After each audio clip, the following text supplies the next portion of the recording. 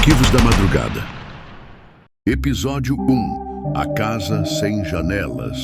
Se você acordasse em uma casa sem portas, sem janelas, e soubesse que já esteve ali antes, você confiaria na sua mente. Hoje, você vai conhecer o caso de Marcos Elias, um homem comum, arquiteto, 34 anos, divorciado, sem filhos. Morava sozinho num apartamento na zona oeste de São Paulo. Rotina normal, sem grandes amigos, sem grandes inimigos. Na manhã de uma segunda-feira comum, Marcos não apareceu no trabalho. Não atendeu ligações, não respondeu mensagens. Um colega de firma foi até seu prédio no fim da tarde. O carro estava na garagem. A porta do apartamento trancada. Por dentro, a polícia foi chamada. Não havia sinais de arrombamento, nenhuma movimentação no prédio. A casa estava exatamente como deixada, exceto por um detalhe. O celular de Marcos, desligado, estava no sofá. A carteira no bolso do paletó. E no chão da cozinha havia um único objeto, um botão de camisa antiga costurado à mão. Marcos havia desaparecido. 5 dias se passaram. E então, na sexta-feira, às 3h12 da manhã, Marcos reapareceu. Caminhava sozinho pela avenida, como se estivesse em transe. Sujo, roupas rasgadas, desidratado, a barba feita. Mas os olhos tinham algo diferente, um vazio. Foi levado ao hospital. Nenhum sinal de violência, nenhuma droga no sangue. Quando finalmente falou, disse apenas: "Eu estive na casa." A enfermeira perguntou: "Que casa?" E ele respondeu, com a voz embargada: "A casa sem janelas." Marcos foi levado à delegacia para prestar depoimento. E o que contou é o que você vai ouvir agora. Ele acordou em um lugar escuro. Não sabia como foi parar lá. O chão era frio, de concreto úmido. Havia luz, mas não via a fonte. Era como se a casa estivesse iluminada por dentro de si mesma. Mas não havia janelas, nem portas, nem saída. As paredes eram lisas, cinzas e pulsavam, como se respirassem. Os corredores mudavam de posição. Ele podia jurar que já havia passado por ali antes. As salas pareciam infinitas. Algumas tinham móveis cobertos com panos brancos. Outras estavam completamente vazias. Mas todas compartilhavam o mesmo som. Um leve sussurro, vindo de dentro das paredes. Eu tentei gritar, mas era como se minha voz não saísse da garganta. Durante a estadia naquela casa, Marcos conta que encontrou uma única coisa: uma fotografia antiga caída no chão. Nela, um menino, ele mesmo, com outro garoto ao lado. Um garoto que ele não lembrava de conhecer.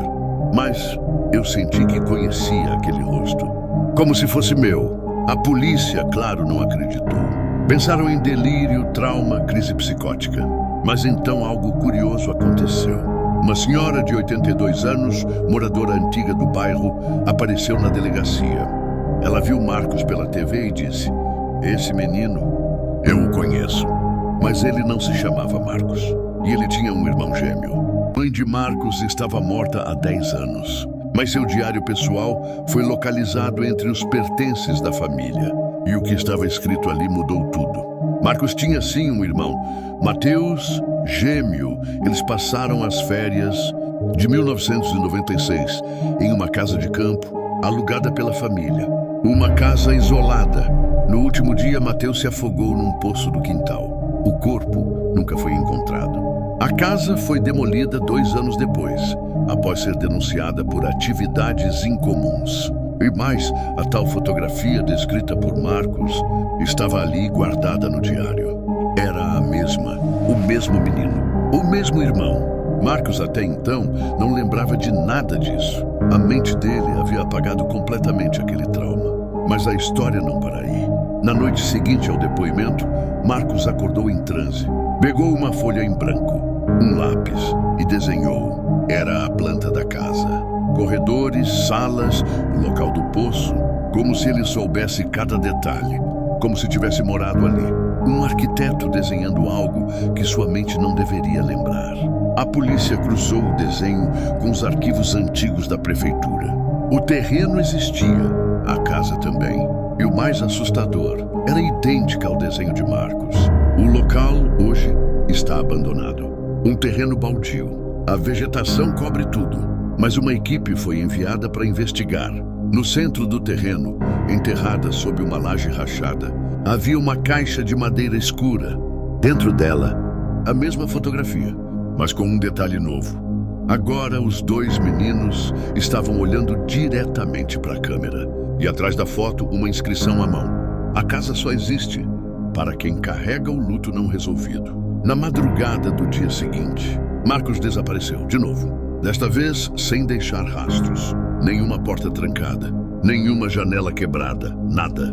Apenas a fotografia, deixada cuidadosamente sobre a cama. 2 meses depois, o investigador do caso também desapareceu. Detalhe curioso, ele havia perdido um irmão na infância. E se alguns lugares não forem feitos de tijolos, mas sim de memória? E se certas casas existirem apenas para aqueles que ainda precisam confrontar o passado? Você já se sentiu preso em algo que não entende? Já entrou em um lugar e teve a sensação de que já esteve ali antes, mesmo sem lembrar? E se a casa sem janelas for real? Ou será apenas um símbolo do que escolhemos esquecer? Quantos traumas a nossa mente pode esconder? Antes que eles comecem a construir paredes ao nosso redor, você está preparado para abrir o próximo arquivo? Obrigado por ouvir até o final. Forte abraço a todos.